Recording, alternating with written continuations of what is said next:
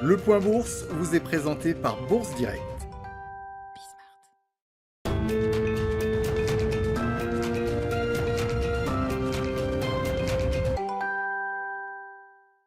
La tendance est toujours en recul à la Bourse de Paris avant l'ouverture des marchés américains qui sont attendus de leur côté en recul également, à en croire les contrats futurs sur les indices.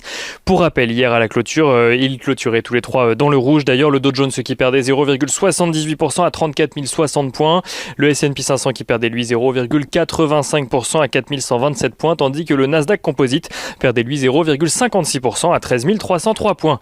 La séance du jour qui sera marquée de part et d'autre de l'Atlantique par la prudence des investisseurs avant la publication ce soir des minutes de la Fed. Des minutes qui seront suivies de près alors que les craintes inflationnistes sont toujours présentes sur les marchés financiers.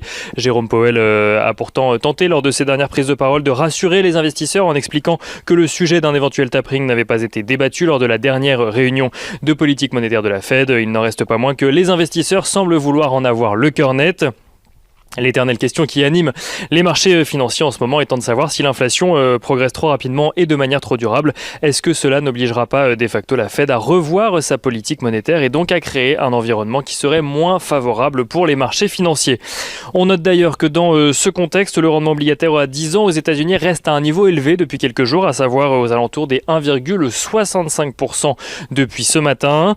Du côté des valeurs à suivre à Wall Street, Target annonce un chiffre d'affaires trimestriel supérieur aux attentes à périmètre comparable.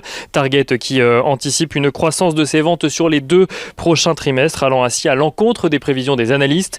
Et on note également que Southwest Airlines abaisse de son côté sa prévision de consommation de trésorerie d'$1 million par jour pour le 2e trimestre, estimant que le retour de la demande compensera la hausse des prix du carburant.